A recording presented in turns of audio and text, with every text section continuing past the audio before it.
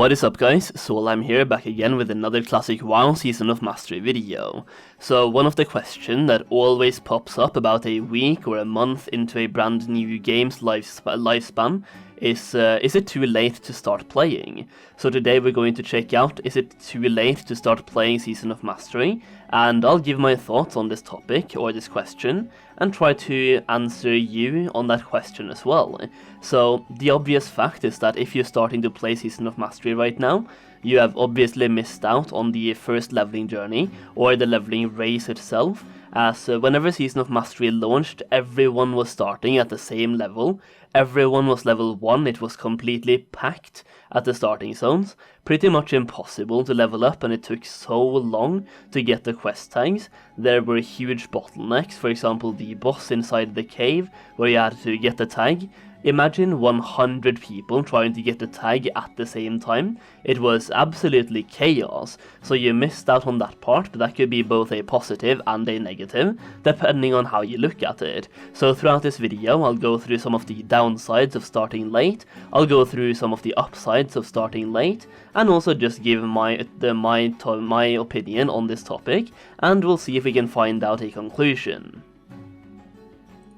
Okay, so let's check out some of the downsides of starting late in Season of Mastery. Number 1 is that you missed out on the initial hype, meaning you will see less people in the open world, and you will also have a harder time finding dungeon groups and elite quest groups. This means you will miss out on the social aspect of the leveling journey, and you will see far less people in the open world while you are leveling yourself, meaning that while leveling, the game might not feel as alive as it actually is, because a lot of people will be in higher level brackets than you currently are, or they could even be at max level doing raids or dungeons and pretty much everything else. So while you are leveling, you won't get that feeling of how thriving the season, or not the season, but the realm actually is, so it will be a lot more alive than you might think.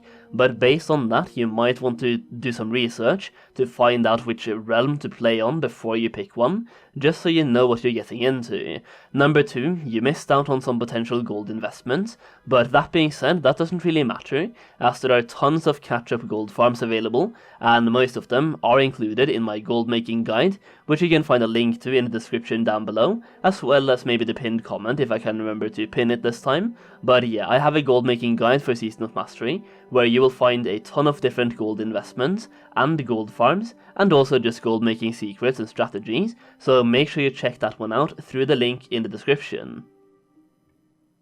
What I will say though, if you are a gold farmer and you love farming gold in Classic WoW like I do, it is pretty much never too late for you to start playing the game, because, well, the value of every single farm, at least the farm where the item is in demand, the value of those farms will always keep rising, because people in general have more raw gold to spend.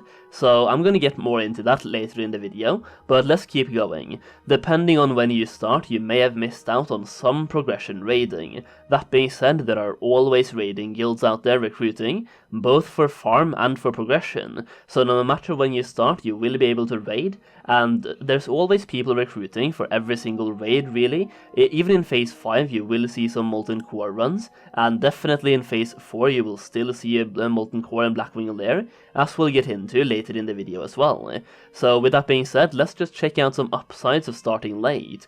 Number 1, there's less people to compete with for leveling resources, because there's less people actually leveling, and right now I think the curve is like level 40, maybe 50, so up until that level there's way less people to compete with for leveling resources, and no matter your level, there's going to be less people right now to compete with than it was at launch. Number 2, there's already a stable economy, meaning you can auction items you receive while leveling to make a lot of gold while leveling. For example, at launch most people vendored their leather that they got from skinning, and now it sells on the auction house for 3 to 4 times the vendor price. Same goes for linen cloth as well, and any other type of cloth.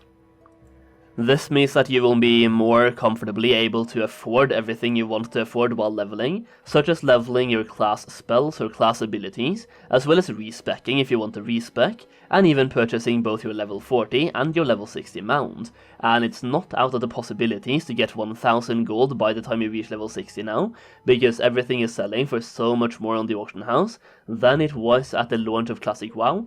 And at the launch most people vendored what they got, and even then I had about 300 gold when getting to level 60, so if we say that 200 of those gold came from vendoring, stuff that I could have been auctioning, and right now it's going for 4 times more, that means I would have had like 1000 gold instead of 300 gold right now. So yeah, you will have the better time farming gold or making gold passively while leveling. If you are starting very late into the game's life cycle, or the current phase's life cycle, chances are you can get into a raiding guild that has already cleared the current content raids and already started to get gear from that raid, meaning that you will have fewer people to compete with for raid gear. And the last upside for starting late that I can think about is you don't have to sit in queues. Right now I don't think there are any queues for any server for Season of Mastery, at least I haven't experienced any. While at the launch of Classic WoW or the Season of Mastery, there was a 2 to 3 hours long queue to get into Dreadnought, which is the most popular server in Europe, and right now I can comfortably log on to that server without any queue time. So if you're starting Season of Mastery now, or even later, it's basically never too late to start playing Classic WoW Season of Mastery. There's always catch-up mechanics in most forms of the game, with the slight exception of maybe PvP. For PvE, you have a huge catch-up raid in Sulgurub, which becomes available in Phase 4, and people will also be raiding Molten Core and Blackwing Lair in Phase 4, usually to obtain their final pieces of tier items, trinkets or weapons, and by that point guilds will be grinding for very specific pieces of items from those raids, meaning you can easily gear yourself up by joining a guild in that time period. For gold making you have a lot of different catch-up gold farms, and to be honest, the value of all relevant gold farms will keep increasing, as more and more raw gold is being pumped into the economy, and as long as you are farming an item that is in demand, you will always make gold. For example, at the launch of Season of Mastery, farming Elemental Fire would get you maybe 15 gold per hour, but since then prices have been rising, and you can now make at least double that amount, if not triple that amount, because people have more raw gold to spend. It is always a supply versus demand, and the supply of raw gold will keep increasing the price of items that are in demand. I also want to mention the population of Season of Mastery. Based on my census scans this week, which shows that Season of Mastery has a very healthy population that is currently rivaling the population of TBC Classic, and outside of raid hours it's even bigger than TBC Classic.